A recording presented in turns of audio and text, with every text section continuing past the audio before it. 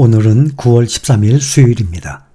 미국 증시가 어제 상승했던 분을 오늘 그대로 반납했습니다. 미국 증시 주요 지수가 8월 소비자 물가지수 CPI 오늘 밤 9시 30분에 발표를 합니다. 제가 말씀을 드린 이 영상이 몇 시에 올라갈지는 모르겠지만 오늘 기술주 부진 속에 일제히 하락했습니다. 또 유가 상승으로 인플레이션에 대한 우려 또한 커졌습니다. 서부 텍사스산 원유와 북해산 브렌트유 가격은 일제히 10달 만에 최고치를 찍었습니다. 인플레이션 압력이 높아지면서 금리 인상에 대한 경계심에 기술주를 중심으로 매도세가 유입됐습니다. 월스트리트 저널이 집계한 전문가 예상치 8월 소비자 물가지수 CPI가 전년 대비 3.6% 상승해서 직전 월 3.2%였죠. 4%에서 3%로 뚝 떨어졌다가 3.2%까지 다시 올랐는데 이번에는 3.6%까지 다시 더 오를 것으로 보고 있습니다. 근원 CPI 상승률은 전년 대비 4.3% 올라서 직전 월에 4.7%보다는 완화될 것으로 예상을 하고 있습니다. 시장에서는 페드가 9월 회의에서 금리를 동결할 가능성은 현재 93% 정도로 보고 있습니다. 거의 금리를 동결할 것이다 예상을 하고 있는 것이죠. 11월 회의까지 금리를 동결할 가능성은 56.4%, 0.25% 올릴 가능성은 41%로 반영되고 있습니다. 오늘은 다우 0.05% 하락했습니다. 모두 하락했습니다. S&P 500 0.57% 하락해서 4,461. 나스닥은 1.04% 하락했습니다. 13,773. 어제는 S&P 500이 0.67% 올랐는데 오늘은 그대로 0.57% 도로 하락하고 나스닥은 어제 1.14% 상승했는데 오늘 1.04% 다시 하락을 한 것입니다. 필라델피아 반도체 0.79% 하락해서 3,541입니다. 오늘 매그니피센트 7 빅테크주들 7종목 모두 하락한 날입니다. 미국의 또 대표적인 기술 중에 하나인 오라클 주가도 오늘 13%대로 급락을 하면서 기술주 전반에 아주 부정적인 영향을 미쳤습니다. 분기 매출과 다음 분기 매출 전망치가 시장의 예상치를 밑돌았기 때문입니다. 또 어제 10% 이상 급등을 했던 테슬라 오늘은 2.23% 하락했습니다. 애플을 봅니다. 애플이 신제품 아이폰 15 시리즈 선보였습니다. 그런데 주가는 하락했습니다. 애플 주가 전날보다도 1.71% 하락, 176.3달러입니다. 종가 기준으로 지난달 21일 175.84달러 이후 현재 가장 낮습니다. 한때 3조 달러를 넘었던 이 시가총액 현재 2조 8천억 달러 밑으로 더 떨어졌습니다. 새로운 스마트폰 아이폰 15 시리즈 공개를 했는데 아이폰 15 시리즈는 6.1인치 또 6.7인치형이 있고 고급 모델인 6.1인치 프로, 6.7인치 프로, 맥스 4종류로 구성됐습니다. 아이폰은 애플 매출의 약 절반을 차지하는 상품이에요. 지난 2분기 전체 매출액 818억 달러 중에서도 거의 반 가까이 396억 달러가 아이폰 매출이었습니다. 그래서 아이폰이 아주 중요하죠. 시장에서는 아이폰 15 시리즈 가격이 전작보다도 100달러가량 오를 것으로 전망을 했는데 아이폰 가격 인상으로 애플이 3개분기 연속 감소한 매출 증대 효과를 누릴 것이라는 분석도 나왔는데 애플은 아이폰 15 시리즈의 가격을 동결을 했습니다. 또 여기에 중국 최대 통신장비 기업이죠. 화웨이가 지난달 29일 출시한 신형 프리미엄 스마트폰이 소비자들에게 큰 인기를 끌면서 중국 시장에서 아이폰 입지가 점점 좁아지고 있습니다.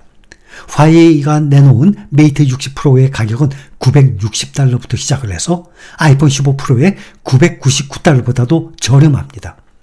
그래서 애플이 가격을 100달러 올리게 되면 아이폰의 가격 경쟁력은 중국에서 그만큼 떨어질 수 있다는 점을 고려한 것으로 분석이 됩니다. 이번에 공개된 아이폰 15 시리즈 고급 모델에는 티타늄 소재가 적용됐습니다. 아이폰 15 시리즈는 미국, 영국, 중국 등 40개 이상 국가에서 오는 15일부터 사전 주문할 수 있습니다. 매장 판매는 오는 22일부터 진행이 됩니다. 여러분들 중에서도 애플을 써보신 분들이 계시고 현재도 애플 들고 계신 분들이 계시겠지만 저는 애플 사본 적이 한 번도 없어요. 삼성전자 제품만 계속 지금까지 쓰고 있습니다. 애플의 최근 이 스마트폰 아이폰 시리즈가 한국에서 가장 비싸게 팔리는 것으로 나타났습니다. 이웃국가 중국, 일본 등과 비교해도 확연히 높은 수준이라고 합니다. 애플의 아이폰 15 기본 모델의 128GB 가격은 미국이 799달러, 한국이 125만원으로 책정됐습니다. 이번에 지금 원달러 환율 보면 1328원을 적용해서 보면 799달러라면 106만 1000원이에요. 한국이 18%가량 더 비쌉니다. 미국 출시 가격에는 세금이 포함되어 있지 않지만 대략 10%라고 가정을 하면 아이폰 15의 미국 소비자 가격은 우리 돈으로 116만 7천원. 그래도 우리는 125만 원이니까 우리가 한 7% 정도 더 비싸죠. 아이폰 15 프로 128GB 모델은 미국이 999달러, 한국이 155만 원입니다. 전날 환율과 10%의 세율을 적용하면 미국 가격은 145만 9천원, 한국이 약 6% 이상 더 비싸게 됩니다.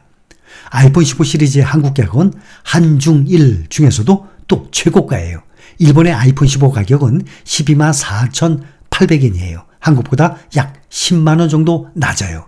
112만 5천원대. 중국은 5,999위안으로 109만원대에 그쳤습니다. 또 아이폰 15 프로도 일본이 약 144만원, 중국은 146만원이에요. 한국보다 약 10만원 더 저렴하게 판매합니다. 애플은 올해 1분기 중국 스마트폰 시장 점유율이 애플이 20%로 1위를 차지한 바가 있습니다. 이것은 애플이 중국 시장을 그만큼 포기할 수 없는 이유예요. 가장 큰 이유. 애플이 20%로 1위를 차지했습니다. 중국 스마트폰 시장, 중국 시장이 스마트폰뿐만 아니라 시장이 얼마나 큽니까? 세계적인 시장입니다. 석유, 기름도 세계에서 가장 많이 수입하는 나라 아닙니까? 또 전기차도 세계 1등 시장 아니겠습니까? 그래서 애플이 중국 시장을 포기할 수 없는 이유입니다. 애플뿐만 아니죠.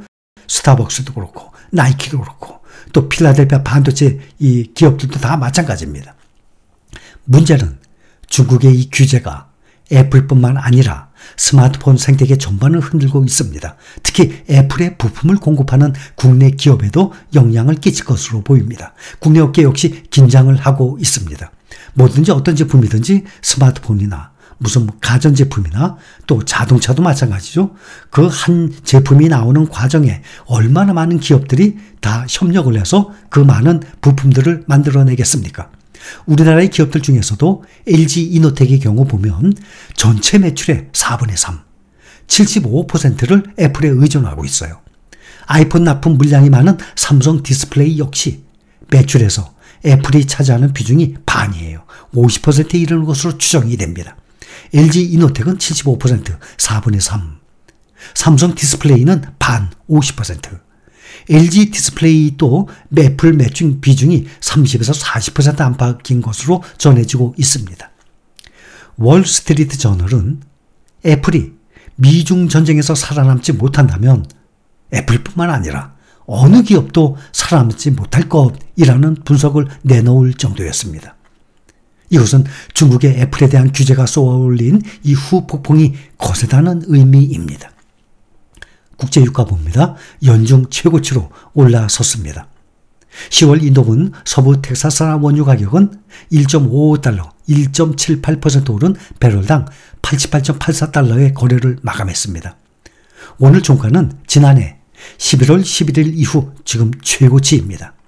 오펙 회원국인 리비아의 대홍수로 동부지역 4곳의 원유 수출 터미널이 폐쇄됐다는 소식도 유가 상승 압박으로 또 작용을 했습니다. 이러한 유가 상승세는 앞으로 인플레이션 우려를 부추길 수 있다는 점에서 긴축 경계감도 제기가 됩니다. 미국 국민들은 이 기름값에 대해서 상당히 예민하거든요. 또 변동성 지수 VIX 전장 대비 3.12% 상승한 14.23을 기록을 하고 있습니다.